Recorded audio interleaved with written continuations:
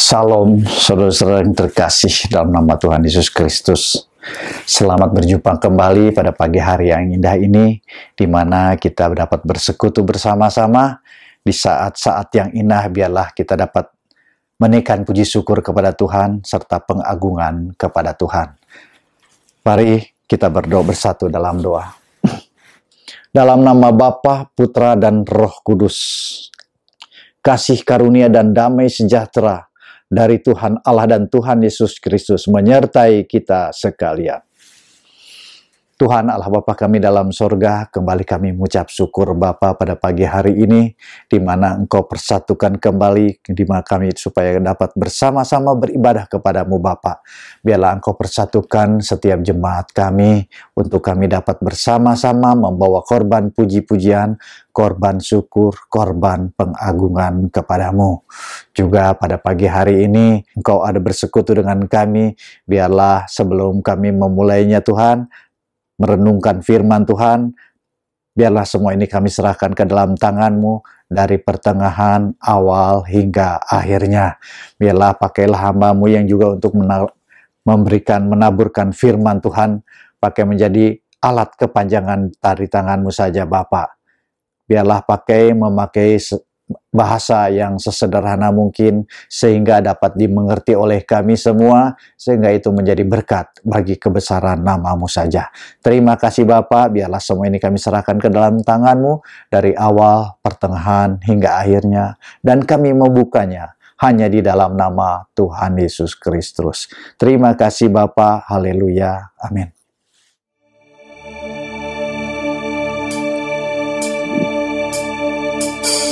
Roh-Mu yang hidup penuhiku, mengalir darah-Mu.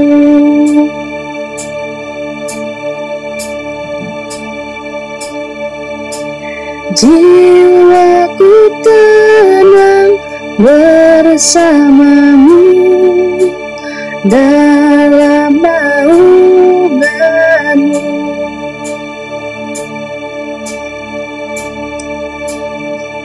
Ku buka hati untuk jamahan-Mu, berserapan-Mu di hadirat-Mu. Kau ambil alih seluruh hidupku, di altar-Mu menyembah-Mu.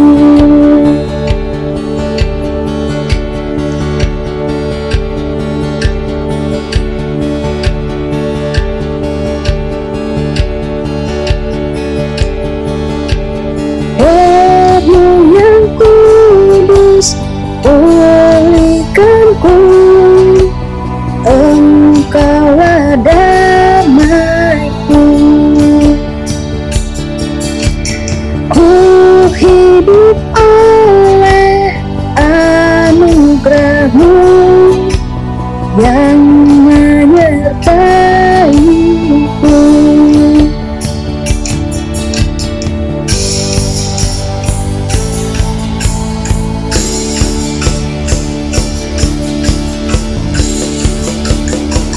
Ku buka hati untuk jamahan-Mu, berserapan-Mu di hadirat-Mu. Kau ambil alih seluruh hidupku, di altar-Mu menyembah-Mu. Ku buka hati untuk jamahan-Mu, berserapan-Mu di hadirat-Mu. Kau ambil alih seluruh hidupku, di altar-Mu menyembah-Mu.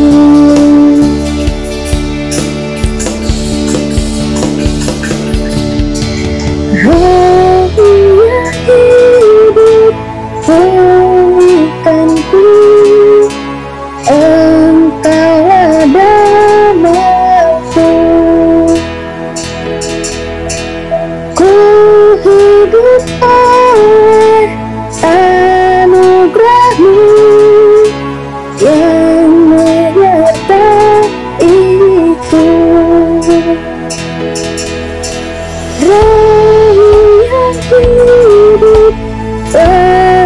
begitu datang urapiku. Ku siap terima kuasa-Mu, hidupku bagimu.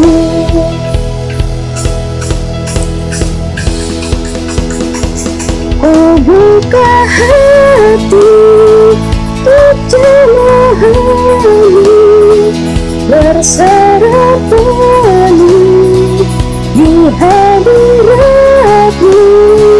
Oh, ambil alih seluruh hidupku, biarkan-Mu menyembah-Mu. Ku buka hati untuk jemaah-Mu, berserah penuh di hadirat-Mu. Oh, ambil alih seluruh hidupku, biarkan-Mu menyembah-Mu, biarkan-Mu menyembah-Mu. Baiklah saudara-saudara yang terkasih, kita masuk ke dalam firman Tuhan. Firman Tuhan pada pagi hari ini diambil dari 1 Raja-Raja 17, ayat 17 sampai dengan 24. 1 Raja-Raja 17, ayat 17 sampai dengan 24 yang saya akan bacakan.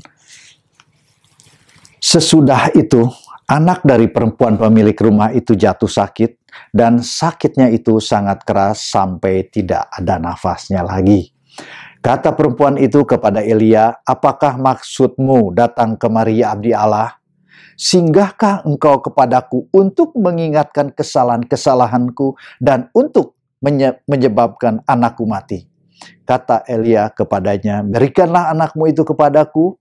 Elia mengambil dari pangkuan perempuan itu dan membawanya naik ke kamarnya di atas dan membaringkan anak itu di tempat tidurnya. Sesudah itu ia berseru kepada Tuhan, katanya, "Ya Tuhan Allahku, apakah engkau menimpakan kemalangan ini atas janda ini juga yang menerima aku sebagai penumpang dengan membunuh anaknya?" Lalu ia mengunjurkan badannya di atas anak itu 3 kali dan berseru kepada Tuhan, katanya, "Ya Tuhan Allahku, pulangkanlah kiranya nyawa anak ini ke dalam tubuhnya." Tuhan mendengarkan permintaan Elia itu dan nyawa anak itu pulang ke dalam tubuhnya sehingga ia hidup kembali. Ketika Elia mengambil anak itu, ia membawanya turun dari kamar atas ke dalam rumah dan memberikannya kepada ibunya. Kata Elia, "Ini anakmu, ia sudah hidup." Kemudian kata perempuan itu kepada Elia, "Sekarang aku tahu bahwa engkau abdi Allah, dan firman yang kau beritakan, yang kau ucapkan itu adalah benar." Amin. Nah, dari firman ini kita boleh belajar bagaimana seorang anak janda di Sarfat itu karena sakit dan sampai tidak ada nafasnya lagi. Di ayat 17 dikatakan, sesudah itu anak dari perempuan pemilik rumah itu jatuh sakit dan sakitnya sangat keras sampai tidak ada nyawanya lagi. Artinya apa? Meninggal ya.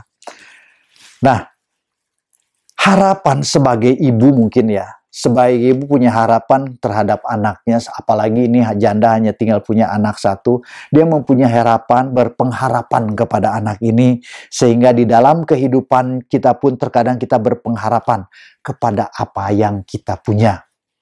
Nah, padahal perempuan dan anaknya ini baru saja mengalami mujizat Tuhan bersama Nabi Elia, tetapi kadang-kadang memang ya, kejadian yang membuat anaknya sakit hingga meninggal ini melupakan apa yang telah terjadi pada apa yang telah dilakukan Nabi Elia terhadap janda di Sarfat ini.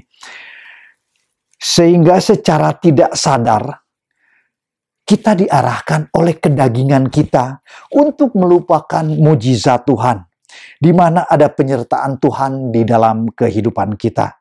Nah, Ini patut kita renungkan. Bukan Tuhan yang melupakan kita. Tuhan tidak melupakan kita. Kitalah yang selalu melupakan Tuhan. Terkadang kalau tidak ada masalah, kita lupa bahkan kepada Tuhan.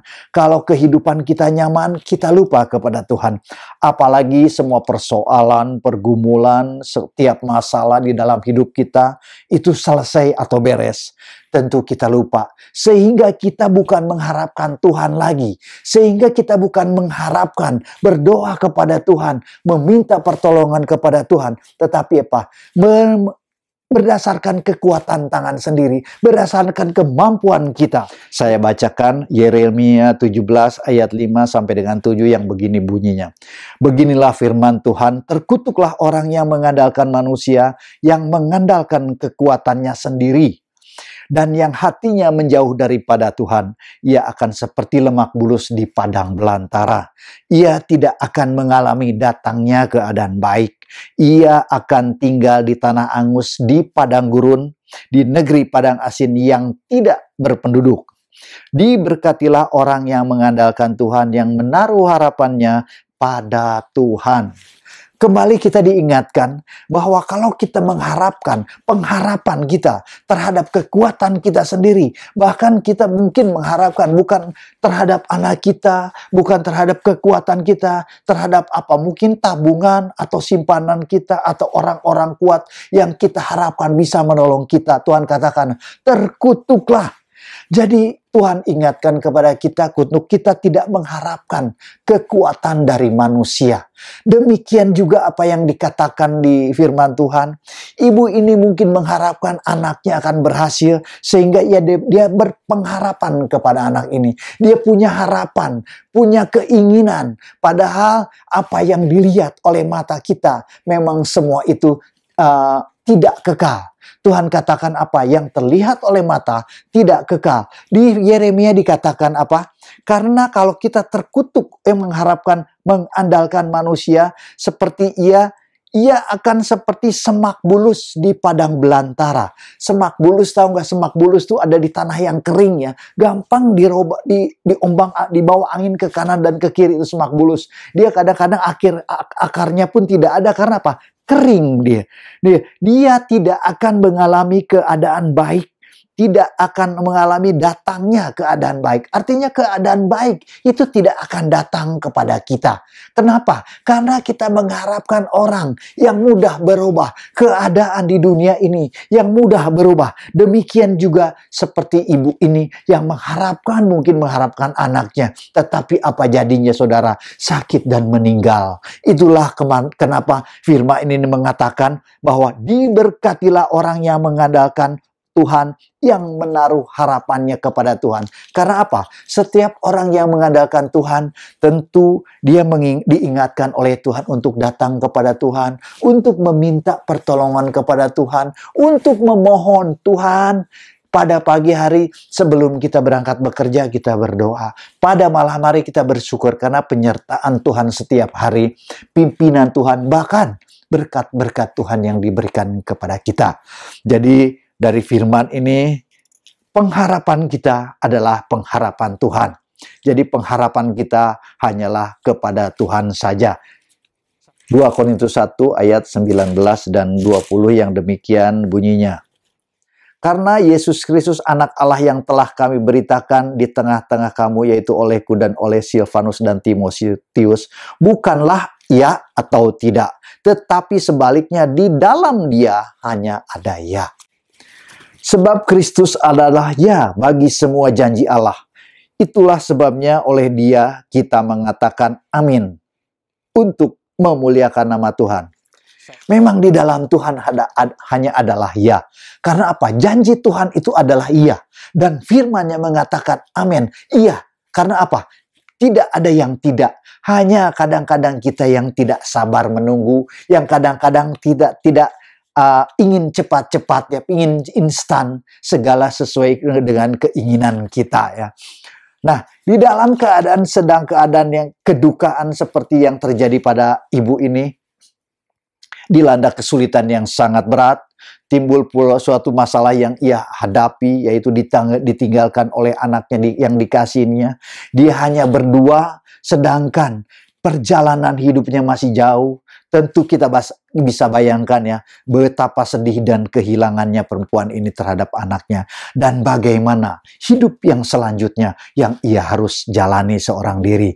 Tentu ia kadang-kadang tidak dapat berpikir logis, tidak dapat menerima keadaan seperti ini.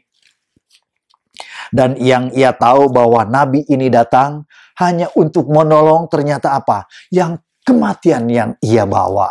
Nah, sehingga dia katakan apa? Dengan secara tidak sadar dia mungkin katakan di ayat 18 ini, apa maksudmu datang ke Maria abdi Allah? Singgahkah kepadaku untuk mengingatkan kesalahanku dan untuk menyebabkan kematian anakku? Nah, secara tidak sadar perempuan ini mengatakan demikian. Karena apa? Pengharapannya hilang. Apa yang dikasihinya hilang. Karena membuat pengharapannya ini hilang. Padahal Tuhan sudah menjelaskan dari awal bahwa kita tidak boleh mengharapkan kepada manusia. Sehingga apa? Sehingga Tuhan cemburu. Seperti apa yang dilakukan Tuhan terhadap janda ini. Walaupun ia melakukan apa yang telah dilakukannya bersama Elia, dia dijaga, dilindungi, bahkan dicukupi dalam keadaan yang sulit. Tetapi memang kadang-kadang kita lebih mementingkan diri sendiri, lebih memikirkan ego sendiri, sehingga apa? Kita melupakan Tuhan. Dan ia merasakan ditinggalkan sehingga membuat ia marah, sehingga dia merasa seperti apa ya, kehilangan gitu ya, bahkan pengharapan itu seakan sirna. Nah, keadaan seperti ini kita boleh, keadaan memang boleh berubah, keadaan semua mungkin bisa berubah, tetapi pengharapan kita tetaplah kepada Tuhan. Janganlah kita tergoyahkan oleh keyakinan kita kepada Tuhan Yesus. Keadaan kita membuat kita takut, khawatir, tetapi Tuhan sebetulnya tidak pernah meninggalkan kita. Walaupun pandemi yang terjadi pada saat ini sepertinya juga kita tidak tahu kapan berakhirnya. Mungkin di antara kita kesusahan, ketakutan itu pasti terjadi ya. Karena apa? Kita pun seakan-akan ada di samping kiri kanan kita. Seperti apa? Seperti ketakutan, beban, sehingga kita pun mau pergi kemanapun kita harus berpikir, kita harus berhati-hati. Nah, tetapi marilah Tuhan ingatkan kepada kita bahwa pengharapan kita kepada Tuhan, harapan kita hanya kepada Tuhan saja. Karena kita percaya ada Tuhan yang memimpin di dalam kehidupan kita. Kita mohon kekuatan dari Tuhan. Marilah kita datang di hadirat Tuhan untuk memohon kehadiran Tuhan, memohon perlindungan Tuhan juga kepada orang-orang yang dikasihi, karena Tuhan adalah panjang sabar. Kita kembali ke ayat 18, dikatakan, kata perempuan itu kepada Elia, apakah maksudmu datang kemari ya abdi Allah? Singgahkah engkau kepadaku untuk mengingatkan kesalahanku dan untuk menyebabkan kematian? Itu tandanya seorang perempuan itu marah kepada Nabi Elia karena apa? Bukan membawa berkat tetapi membawa kematian. Nah, Nabi Elia tidak menanggapi kemarahan tersebut, dan ia mengatakan di ayat 19, kata Elia kepadanya, berikanlah anakmu itu kepadaku. Elia mengambilnya dari pangkuan perempuan itu dan membawanya naik ke kamar di atas dan membaringkan itu di tempat tidurnya. Jadi Elia punya tempat tidur di rumah tersebut, di kamar atas. Biasanya memang orang-orang di Timur Tengah tuh jarang mempunyai rumah ya, yang punya loteng gitu kamar atasnya. Nah biasanya memang itu orang-orang yang orang-orang kaya biasanya punya rumah di atas, karena Elia diberikan kamar di atas sehingga dia tidur di situ. Nah akhirnya dia bawa ke situ, tetapi dalam keadaan yang sudah meninggal ya. Lalu Elia berdoa kepada Tuhan, ya Tuhan Allahku, apakah engkau menimpakan kemalangan kepada janda ini yang juga memberikan tempat kepadaku sebagai penumpang dengan membunuh anaknya. Jadi Elia pun curhat kepada Tuhan. Dia mengatakan kepada Tuhan, kenapa Elia tidak berbicara kepada ibu ini yang penuh dengan kesedihan, kehilangan ya. Akhirnya Elia diam saja hanya mengambil anak ini. Saya percaya Elia dengan mewakili Tuhan, dia diam saja, dia pun merasa terharu dengan keadaan yang dijalankan oleh ibu ini. Begitu terharu sehingga ia hanya mengambil anak itu. Marilah anak itu diangkat, lalu dia berdoa kepada Tuhan, lalu ia meminta kepada Tuhan, Tuhan pulangkanlah kiranya anak ini ke dalam tubuhnya. Dan Tuhan mendengarkan doa Elia. Di ayat 22, anak ini disembuhkan dan anak itu hidup kembali. Cerita ini kita bisa ambil hikmahnya bagaimana ibu ini mengalami keadaan yang sulit, keadaan yang kadang-kadang tidak bisa dimengerti. Di ayat ke-24 dikatakan, kemudian kata perempuan itu kepada Elia, sekarang aku tahu bahwa engkau abdi Allah dan firman yang kau ucapkan itu adalah benar. Memang ya, untuk menyampaikan kebenaran, untuk menjalankan kebenaran yang Tuhan berikan kepada kita kadang-kadang sulit diterima oleh kita. Sebagaimana janda di Sarfat, padahal dia telah merasakan mujizat, padahal dia berjalan bersama Tuhan. Dia ada Tuhan, pimpinan Tuhan di dalam kehidupannya. Tetapi begitu anaknya meninggal, dia rasanya tidak bisa menerima. Dia rasanya seperti marah, dalam kesedihan, dalam kekalutan mungkin ya, akhirnya dia menumpahkan segala emosinya, segala kemarahannya kepada Nabi Elia. Dan Nabi Elia sebagai keterwakilan Tuhan, dia tidak mengatakan apa-apa, hanya dia berdoa kepada Tuhan, Tuhan hidupkanlah anak ini, kembalikan nyawanya anak ini. Nah, sebagaimana tadi dikatakan, di mana dalam keadaan sulit, Tuhan masih memberi makan kepada penyertaan kepada janda dan anak ini. Tetapi memang kebenaran yang disampaikan kepada kita terkadang sulit untuk dimengerti. Tetapi kita percaya bahwa Tuhan membuka segala rahasia kebenaran firman Tuhan kepada kita, supaya kita lebih yakin lagi bahwa apa yang kita harapkan, apa pengharapan kita kepada Tuhan, apa yang diharapkan kita kepada Tuhan, biarlah terus kita mengharap kepada Tuhan, karena harapan itulah harapan kita kepada Tuhan. Nah, sebagai penutup saya akan ambil sebuah ilustrasi dari cerita seorang lelaki dan gula merah, judulnya ya, lelaki dan gula merah. Jadi sekali waktu seorang lelaki miskin menjual gula merah yang dibuat oleh istrinya ke kota. Istrinya selalu membuat gula merah itu dengan bentuk bulat ya, dan itu beratnya kira-kira 1 kilo. Dan selalu ia menjual gula merah itu ke salah satu toko dan membeli kebutuhan harian mereka sekedar untuk makan dari hasil penjualan gula merah. Suatu ketika, toko itu curiga dengan berat gula merah itu. Dia pun menimbangnya, ternyata beratnya tidak sampai 1 kilo, hanya 900 gram ya, berarti kurang ya. Tangan si pemilik toko gemetar dan dadanya terasa ingin meledak gitu ya. Jadi selama ini dia membohongiku gitu. Wah, dimarah ya. Berapa banyak kerugian yang aku alami. Penipu, teriaknya ya dalam hatinya. Akhirnya didatangilah si lelaki miskin itu dengan membawa gula merah yang telah dijual kepadanya. Dia marah di tempat si lelaki miskin itu dan katakan, kamu telah menipu saya. Kamu bilang gula merah ini isinya 1 kilo. Ini hanya 900 gram setiap, teriak si penjual toko ini. Berapa banyak kamu telah menipu kita, menipu kami.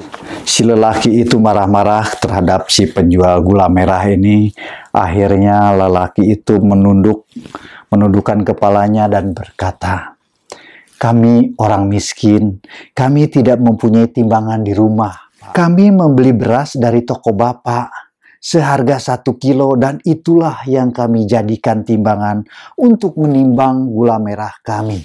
Jadi kita bisa dengar, bisa ambil kesimpulan di sini, yang salah siapa gitu ya. Terkadang memang kita melihat orang lain salah, tetapi kita tidak menyadari bahwa kita sendiri yang salah. Demikian juga dengan penjual gula merah ini. Dia tidak tahu kalau dia membeli beras bukan 1 kilo, 900 gram. Akhirnya dijadikan itu patokan timbangan untuk gula merah yang ia akan jual. Sehingga si punya toko marah-marah setelah mengetahui bagaimana reaksinya. Demikian juga dengan ibu yang kehilangan anaknya. Ibu ini marah kepada Nabi Elia.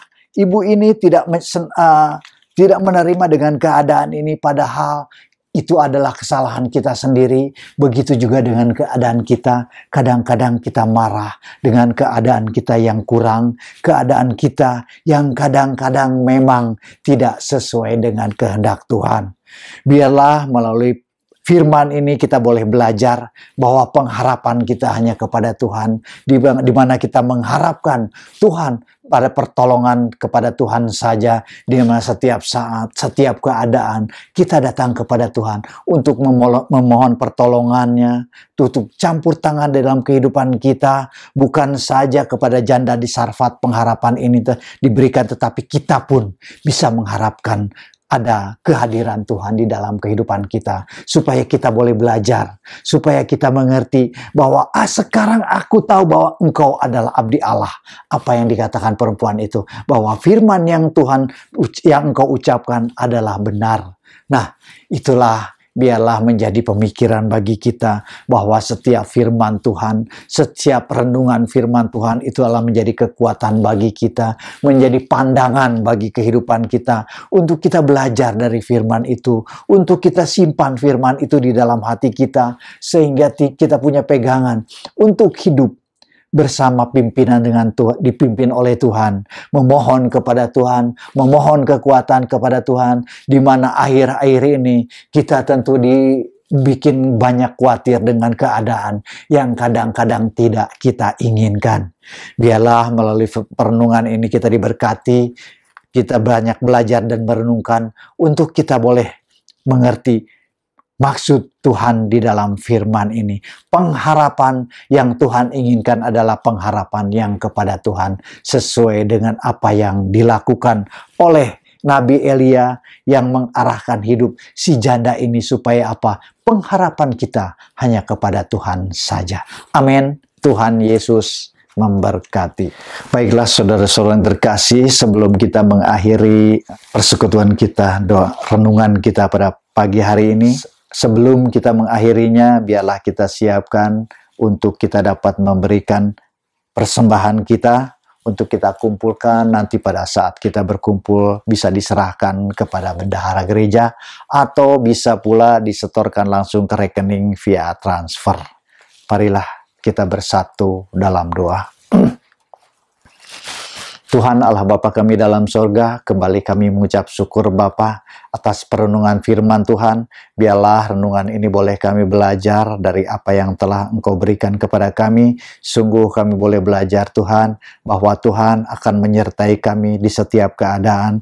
Memang kadang-kadang pemikiran kami, penglihatan kami selalu menipu kami, untuk kami selalu tidak merasa ditinggalkan oleh Tuhan, merasa kehilangan karena Tuhan tidak menyertai. Padahal bukan kesalahan itu Tuhan, tetapi kami yang selalu meninggalkan Tuhan. Biarlah melalui perenungan ini kami boleh belajar, kami boleh mengerti ada kehendak Tuhan di dalam kehidupan kami, ada keinginan Tuhan di dalam setiap langkah hidup kami.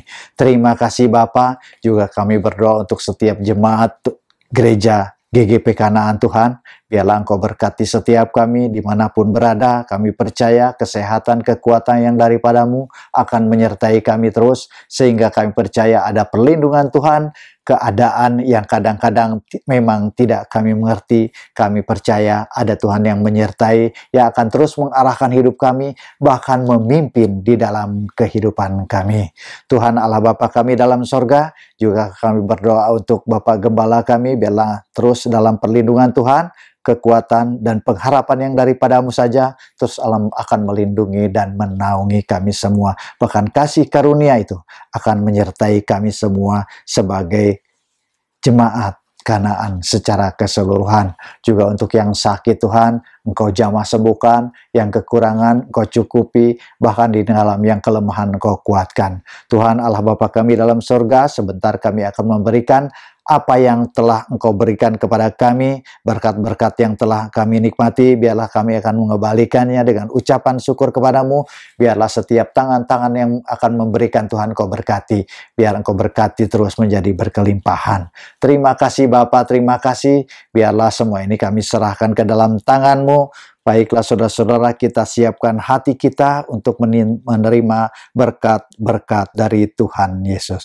Tuhan memberkati engkau dan melindungi engkau. Tuhan menyinari engkau dengan wajah-Nya dan memberikan engkau kasih karunia. Tuhan menghadapkan wajah-Nya kepadamu dan memberikan engkau damai sejahtera. Amin. Tuhan Yesus memberkati.